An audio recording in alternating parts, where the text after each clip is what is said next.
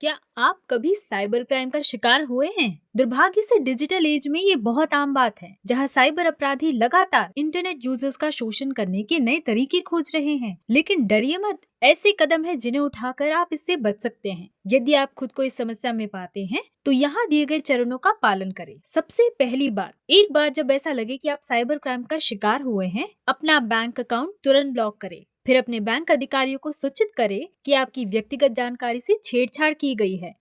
National cyber crime reporting portal, जो कि भारत सरकार की एक पहल है, जिसके द्वारा पीड़ित साइबर क्राइम की ऑनलाइन रिपोर्ट कर सकते हैं। ये पोर्टल विशेष रूप से महिलाओं और बच्चों के खिलाफ साइबर क्राइम पर केंद्रित है। तुरंत कदम उठाया जाए, इसके लिए इस पोर्टल पर शिकायत दर्ज करते समय सही और सटीक जानकारी देना महत्वपूर्ण है। यदि आप किसी से व्यक्तिगत रूप से बात करने में अधिक सहज हैं, तो एक national cyber crime helpline number 1930 भी है। यदि आप किसी वित्तीय धोखाधड़ी का शिकार होते हैं, तो ये नंबर आपको बचा सकता है। बस आवश्यक जानकारी जैसे कि आपका नाम, संपर्क जानकारी, आपका अकाउंट नंबर और उस अकाउंट की जानकारी दे जिसमें आपके पैसे ट्रांसफर किए गए हैं। आप अपनी शिकायत ऑनलाइन भी दर्ज कर सकते हैं। यदि आप साइबर क्राइम के शिकार हुए हैं या अपने महिलाओं और बच्चों के साथ साइबर क्राइम होते हुए देखा है, तो आप इसकी रिपोर्ट cybercrime.gov.in वेबसाइट पर कर सकते हैं। आप यहाँ अपना नाम बताए बिना रिपोर्ट दर्ज कर सकते हैं, लेकिन आवश्यक जानकारी जैसे आपका बैंक अकाउंट नंबर, वह अकाउंट जिसमें आपने पैसे ट्रांसफर किए हो और बैंक के साथ लिंक्ड आपका कॉन्टैक्ट नंबर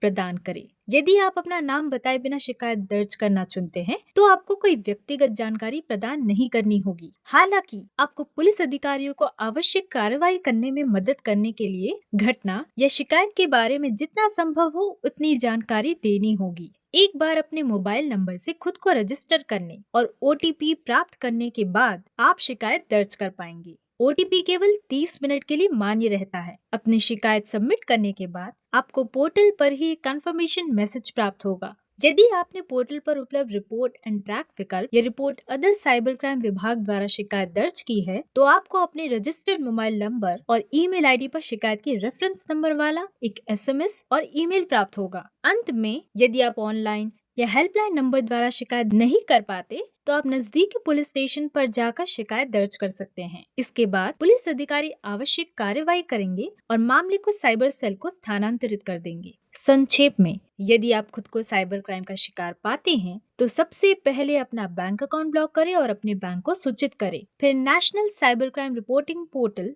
हेल्पलाइन नंबर या ऑनलाइन के माध्यम से घटना की रिपोर्ट करें। यदि आवश्यक हो तो अपने स्थानीय पुलिस स्टेशन पर जाएं। याद रखें, इन स्थितियों में तुरंत कदम उठाना और सटीक जानकारी देना महत्वपूर्ण है। आइए इंटरनेट को एक सुरक्षित स्थान बनाएं। एक समय में एक रिपोर्ट।